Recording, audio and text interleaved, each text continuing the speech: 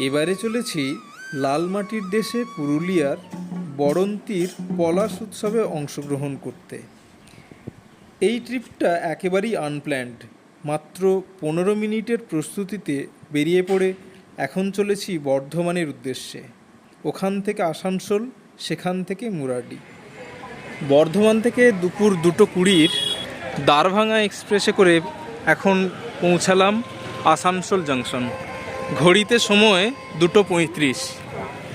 নির্ধারিত সময়ের থেকে আধ ঘন্টা লেটে ঢুকেছে গাড়িটি।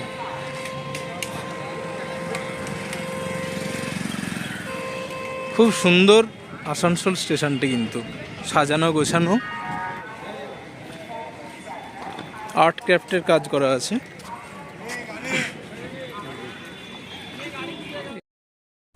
এনজেপি স্টেশনের মতন এখানেও দেখতে পাচ্ছি রেস্টুরেন্ট অন হুইলস, অর্থাৎ রেলের বগিতেই রেস্টুরেন্টের ব্যবস্থা রয়েছে। চাইলে এখানে লাঞ্চটাও করে নিতে পারেন। তো দুর্ভাগ্যজনকভাবে এখান থেকে যে ট্রেনটা আমাদের মুরাডি যাওয়ার কথা ছিল সেটা আজকে ক্যান্সেল হয়ে গেছে। তাই আমরা এখন বাসে করে বা অটো বা টোটো করে যাওয়ার চেষ্টা করব, দেখি কি হয়। অবশেষে একটা অটো রিজার্ভ করে সরাসরি চলে যাচ্ছি বড়ন্তি। ভাড়া পড়ল 700 টাকা।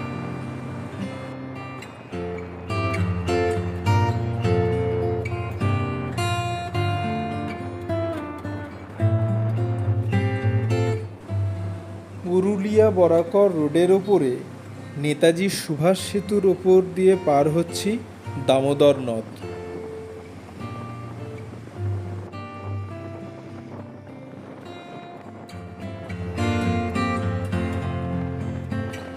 দূরে দেখতে পাচ্ছি পাঞ্চেত পাহাড়।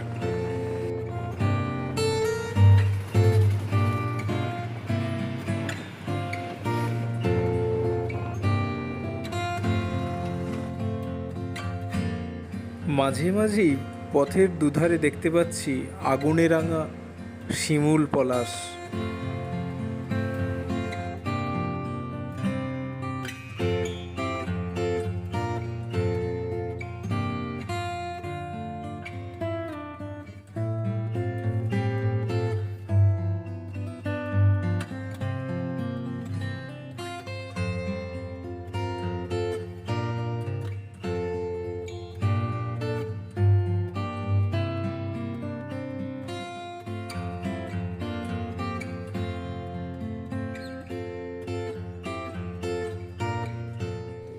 বড়ন্তি লেকের এই অপরূপ সূর্যাস্তের দৃশ্য সত্যি মন ভালো করে দেয়।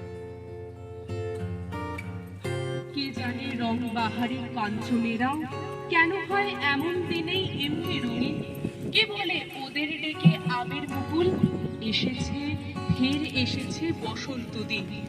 কে জানে ইচ্ছেতে কার এমন ঘটে, বুঝি না তাদের এমন সাজাইটাকে। যদি পাই খোঁজটুকু তার একটি বারো, আমি ঠিক একটি কথাই বলবো তাকে। যেভাবে শেখাও ওদের রঙিন হতে, আমাদের আছে জাদু মন্ত্র বলে ওরা হয় রঙিন কারোর রং না নিয়ে। শুধু চাই শিখতে সেটুক, আর কিছু নয়। যদি দাও চিনিয়ে নিজের রংগুলোকে, দেখো ঠিক সে রং দিয়েই ফেলবো মুছে যা কিছু চিহ্ন দুঃখের এবং শোকের। ঘড়িতে সময় এখন বিকাল 4টে। আমরা এসে পৌঁছেছি মুরাডি পাহাড়ের পাদদেশে অনুষ্ঠান প্রাঙ্গণে। এখানে দেখতে পাচ্ছি বিভিন্ন সাংস্কৃতিক অনুষ্ঠান চলছে।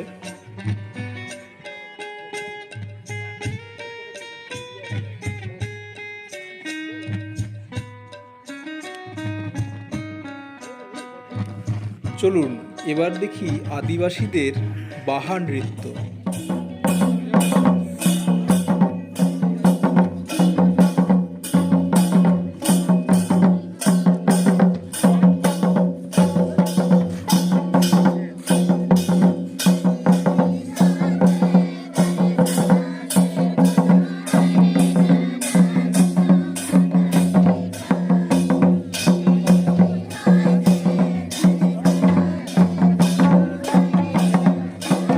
ধামসা মাদলের তালে তালে আদিবাসী রমণীদের এই নাচের ভঙ্গি সত্যি অপরূপ, আর এটা দেখতে পুরুলিয়া তো অবশ্যই আসতেই হবে।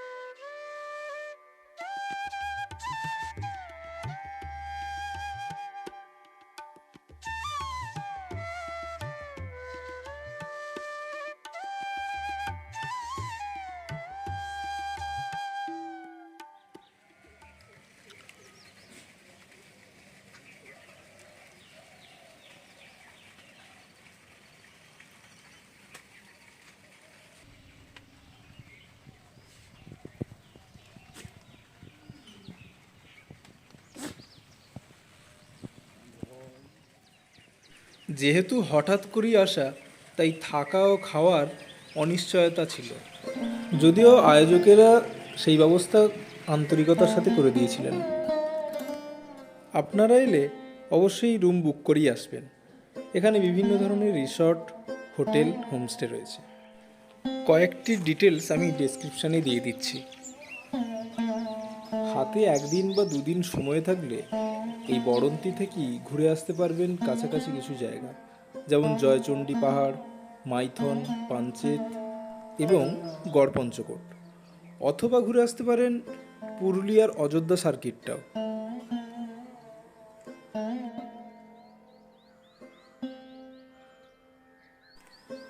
পলাশ উৎসবের দ্বিতীয় দিনের আকর্ষণ ছিল ছৌ নৃত্য। হাতে সময় না থাকায় আমাদেরকে ফিরে আসতে হলো, তাই খুব সকালে উঠে বড়ন্তি লেকের অপূর্ব সুন্দর সূর্যোদয় দেখে এবং চারপাশটা কিছুটা ঘুরে বাড়ি ফেরার জন্য তৈরি হলাম।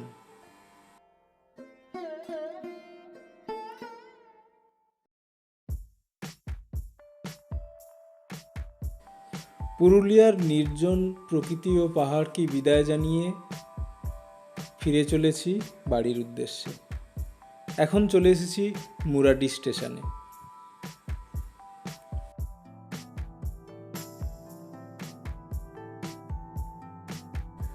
ভিডিওটি ভালো লাগলে লাইক, শেয়ার, কমেন্ট ও সাবস্ক্রাইব করতে ভুলবেন না।